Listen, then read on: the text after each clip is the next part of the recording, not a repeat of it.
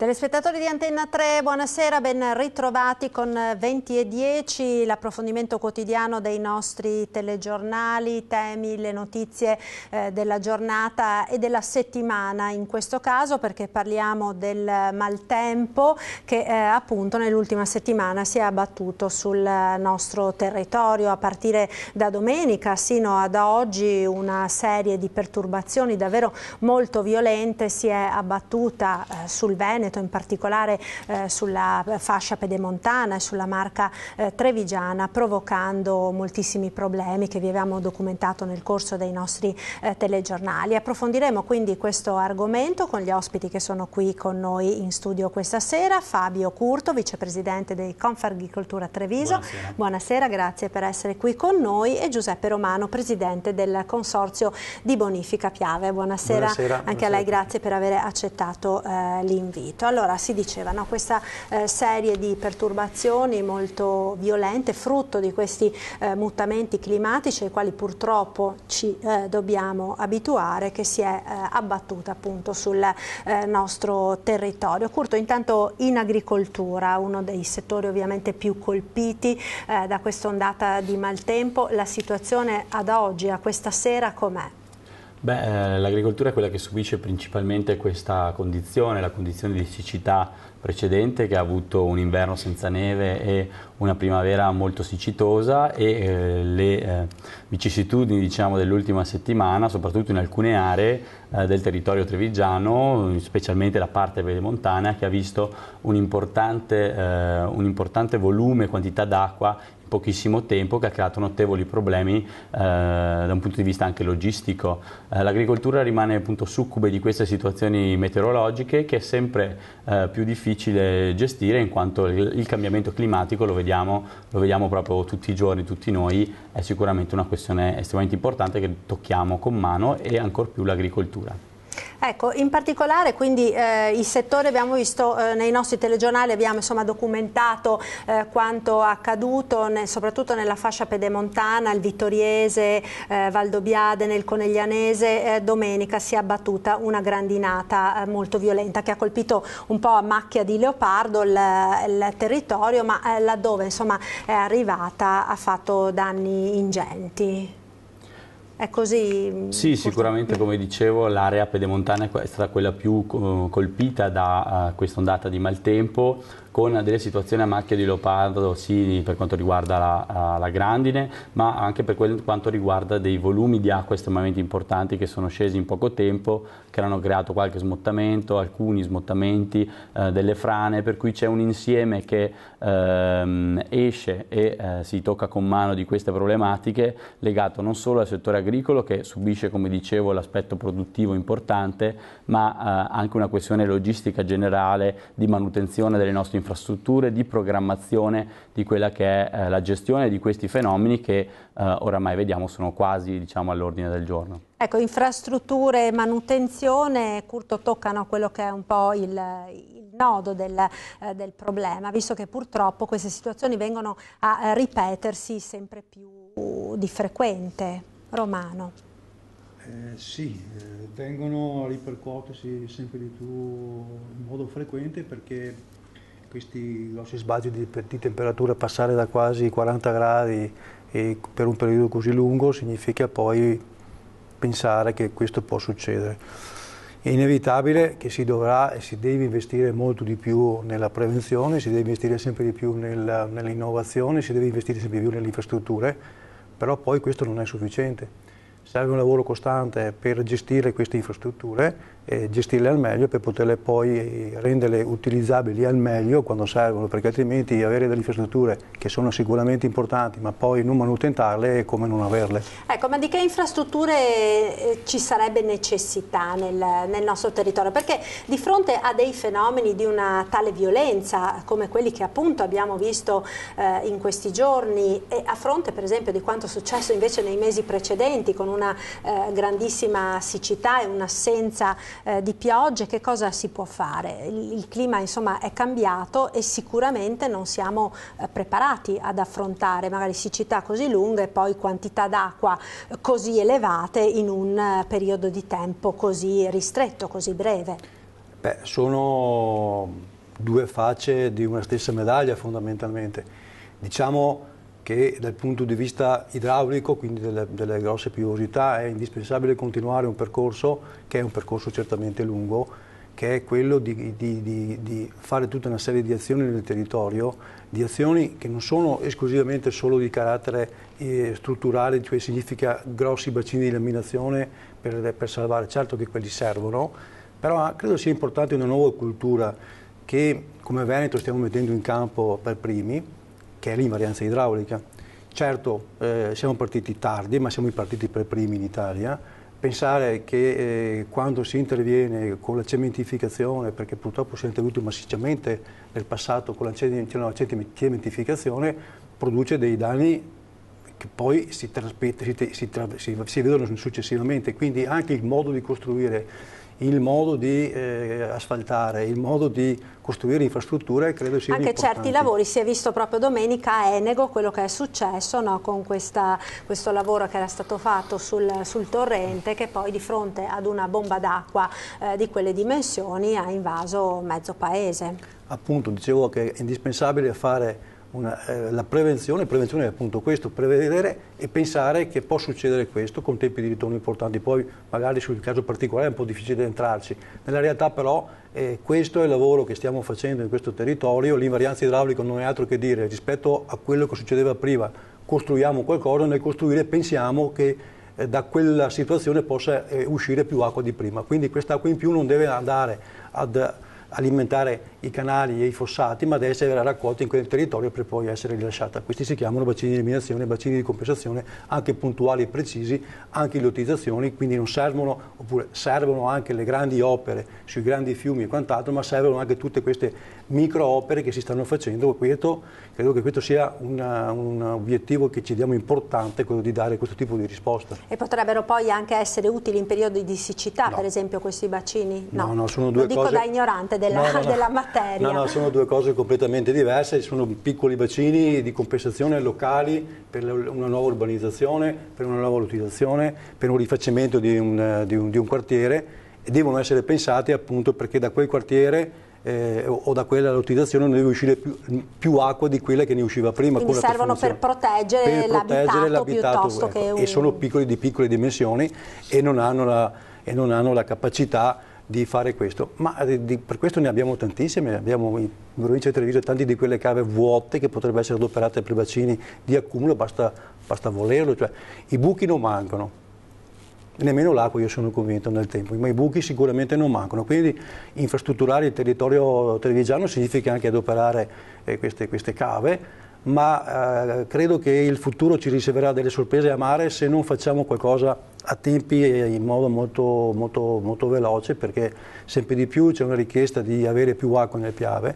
Il Piave per la provincia di Treviso è una linfa vitale importantissima, quindi si dovrà pensare a un sistema di irrigazione diverso, continuare nell'opera che si sta facendo, che abbiamo fatto in questi ultimi anni, di trasformazione in riva da una parte, perché l'acqua è sicuramente importante e necessaria, e anche di bacinazioni, ad esempio adoperando le cave. Noi lo diciamo come consorzio di bonifica, lo diciamo da 20 anni e abbiamo qualche caso raro in cui siamo riusciti a farlo. Ad esempio a Riese ma è una cava che contiene 500.000 metri cubi d'acqua, quindi 450.000 metri cubi possono essere usati per poter irrigare, quindi come cassa di bacino per la siccità. Ed è usata anche per la laminazione a Castelfranco, ad esempio, si sale spesso e volentieri appunto con grazie a questa cava. Cassa. Ecco, si parlava quindi di necessità di modificare anche quello che è il sistema di irrigazione. Curto, le aziende agricole del nostro territorio in questo senso che cosa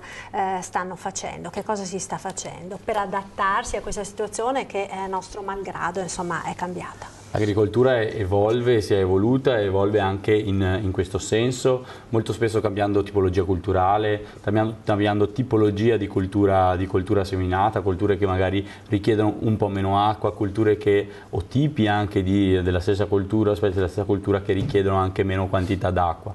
Ci sono delle modalità anche di irrigazione per un risparmio di quella che è l'acqua che va utilizzata per le nostre colture. C'è un sistema e una ricerca sempre di più di quella di mantenere questo bene preziosissimo che è l'acqua, che vediamo che nei periodi in cui serve e serve appunto per portare avanti la nostra agricoltura, dobbiamo assolutamente avere, per cui c'è sicuramente una grandissima attenzione e con quelle che sono le infrastrutturalità manutentate e mantenute nel tempo sicuramente dovremmo riuscire ad arrivare a questo obiettivo. Buona parte della territorialità provinciale ancora è sprovvista, molto spesso di queste reti idriche molto capillari, la parte pedemontana, alcune aree della parte pianeggiante, per cui c'è sicuramente moltissimo ancora da fare, c'è sicuramente molto che però l'agricoltura ha fatto e sta facendo. Ricordiamoci che è primaria soprattutto nell'area collinare, dei territori che sono coltivati e per cui manutentati dal lavoro degli agricoltori. Questa è una prima garanzia per l'assetto idrogeologico estremamente importante, per cui, come dicevo anche prima e come diceva anche il Presidente del Consorzio Piave, è un insieme di cose che si debbono fare per mantenere il nostro territorio e per risolvere questa questione climatica che coinvolge tutti, moltissimo l'ambito agricolo, e ognuno per la propria parte appunto deve lavorare. Ecco, fenomeni estremi dunque che si abbattono su aree spesso limitate, anche circoscritte, ma laddove colpiscono, insomma, fanno davvero dei danni molto ingenti. Vediamo per esempio cosa è successo proprio ieri sera in un'azienda agricola di Treviso, alle porte della città, nel quartiere di Santa Bona. Vediamo.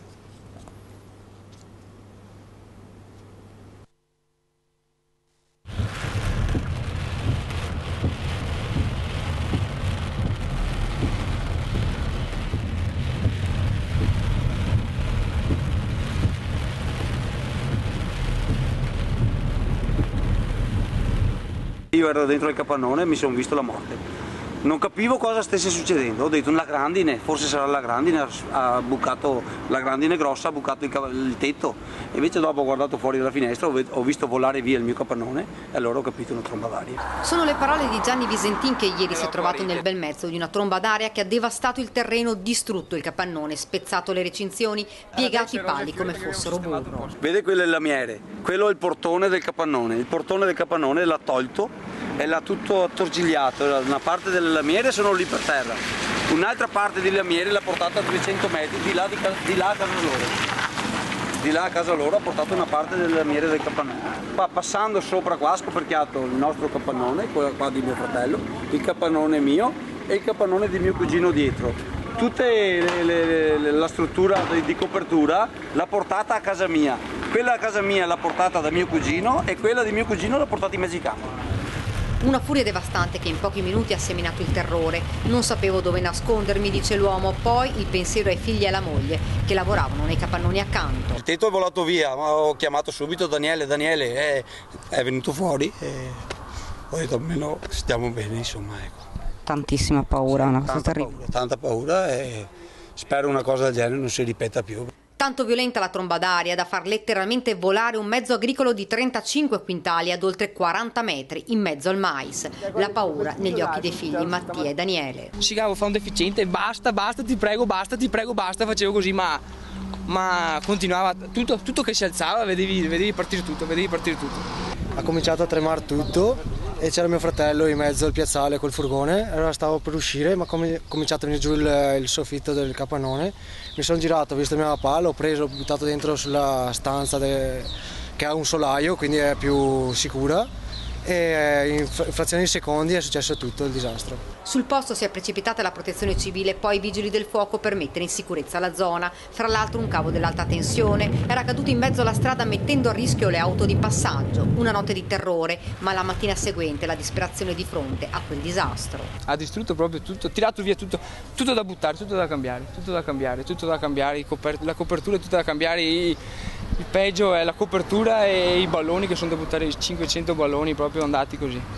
Oggi loro sono tutti insieme uniti per ricominciare. Intanto l'amministrazione comunale ha deciso di chiedere lo stato di calamità naturale. Questo dunque è quanto accaduto ieri sera a Treviso, un'azienda agricola distrutta appunto da questa tromba d'aria, fortunatamente localizzata, ma insomma per chi è stato colpito avete visto che conseguenze ha provocato. Noi ci fermiamo per qualche istante di pubblicità, a tra poco restate con noi, subito dopo torneremo a parlare del maltempo, della siccità e di come difenderci.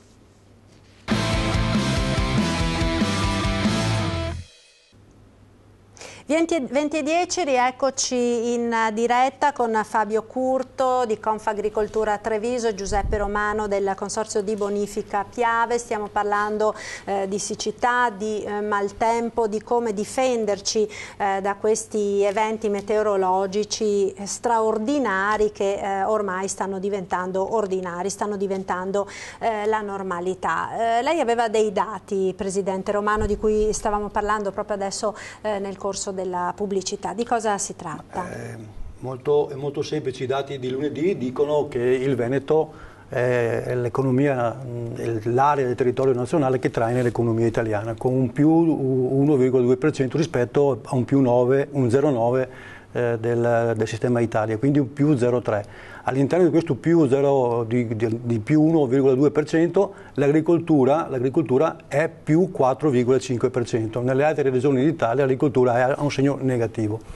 Siccome noi pensiamo che l'agricoltura sia irrigua, cioè non c'è nessun tipo di cibo che non viene con l'acqua, continuare ad investire nell'agricoltura significa creare posti di lavoro, creare prodotto lordo vendibile e quindi creare economia. È anche questo un modo per poter dare una risposta a una situazione di criticità economica che oggi noi abbiamo in Italia e anche in Veneto. Questo sicuramente. Curto, voi che le aziende agricole le vivete, no? In prima persona e le tirate avanti, che problemi poi nella pratica vi trovate ad affrontare quotidianamente? Abbiamo visto prima quanto è successo a questa azienda agricola alle porte di Treviso per la tromba d'aria, ma domenica tante aziende della Pedemontana sono state messe in ginocchio dalla grandine. Abbiamo anche diverse immagini che sono state girate proprio, eccole, di una grandinata eccezionale che appunto si è riversata sul territorio. Guardi, come dicevamo, il clima è il primo compagno di un agricoltore, per cui il clima è colui che accompagna tutte le nostre imprese e l'agricoltore per primo sa che deve avere a che fare con la stagionalità e con il clima. Su questo si trovano tutte quelle che possono essere le nuove tecnologie, tutti i nuovi approcci, le nuove culture che portano avanti, come si diceva, un'agricoltura che è sicuramente l'eccellenza del nostro territorio, della nostra regione, un comparto trainante, un comparto che ha necessità di grandi investimenti, ma questi grandi investimenti si traducono poi in grande ricchezza per un intero territorio. Per questo dicevo che l'agricoltura forma il nostro territorio da un punto di vista del consolidamento idrogeologico, della conservazione ambientale, del creare ricchezza con i nostri prodotti che sono di una qualità importantissima e riconosciuta dai mercati ormai mondiali, del fenomeno prosecco ai formaggi, alle ortofrutta, a tutta una serie di comparti che sono veramente delle eccellenze.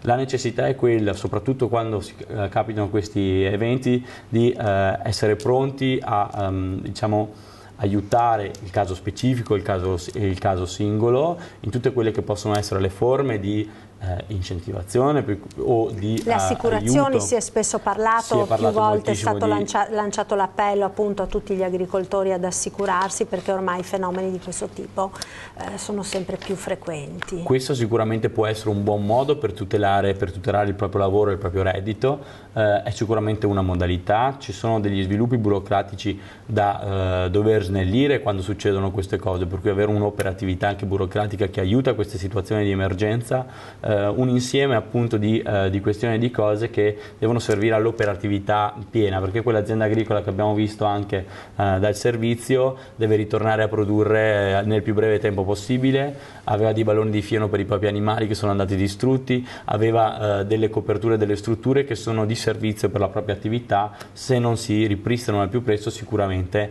l'attività avrà sempre maggiori difficoltà.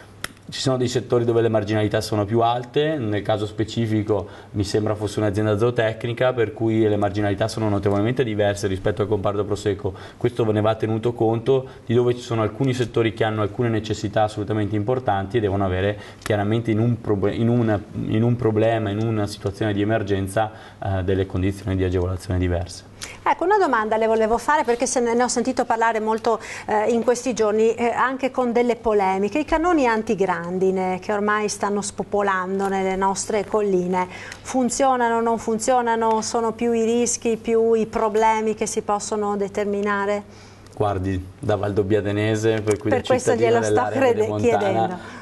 Devo dire che la discussione è in auge da moltissimo tempo, che servano, che non servono, che disturbino, che non disturbino. Qui si tratta di anche qui un sistema che va visto nella sua interezza. Nel tempo sicuramente hanno portato alcuni benefici, sicuramente nel tempo alcune situazioni di grave crisi e di grave diciamo, problematica meteorologica non ci sono state, se non una macchia di leopardo. Da qui al dire con certezza non ho le competenze che senza di quelli si potrebbe fare a meno o con quelli è la salvezza. Sicuramente tutte quelle che sono le possibilità alternative o le novità o il qualcosa in più e in meglio che si può studiare, credo che non sia sicuramente l'agricoltura a sottrarsi alle possibilità di fare di più e di meglio per preservare il proprio prodotto, che è una ricchezza delle proprie colline, sapendo che, come per i cannoni, come per altre situazioni, l'armonia di un territorio va mantenuta, per cui una produzione che ci deve essere, che è ricchezza per un territorio, che deve vivere in una comunità, ed è comunità appunto solo se si lavora insieme. L'agricoltura, ripeto ancora, è un settore importantissimo, non secondo al fatto che mantiene il territorio, e soprattutto in aree declivi, nell'area collinare molto ripida, anche quella appunto del Valdobbiadenese o tutta l'area diciamo del DOCG Prosecco. Se non avessimo comunque delle colline coltivate, avremo sicuramente molti più problemi, soprattutto con questi cambiamenti climatici, quanti non ne abbiamo oggi. Ecco Romano, questo è il panorama diciamo, che ci viene dalla prospettiva delle aziende agricole. Dalla vostra prospettiva invece com'è la situazione? Abbiamo visto gli investimenti che voi state facendo, che cosa si può fare e che cosa chiede il territorio venga fatto? Beh, innanzitutto diciamo si deve dire alcune cose, perché partiamo dalla siccità, che magari in questo momento, magari forse per i temporali di questi giorni sembra passata, ma non è passata. Da questo punto di vista nulla è lasciato al caso. Io do alcuni dati che sono estremamente importanti nel far capire cosa si è fatto in questa provincia, cosa hanno fatto i consorzi di bonifica in questa provincia, perché credo sia importante dirlo. Nel Veneto ci sono 600.000 ettari di terreno agricolo. Di questi 600.000 ettari 200.000 sono strutturati, cioè hanno un sistema di irrigazione strutturata.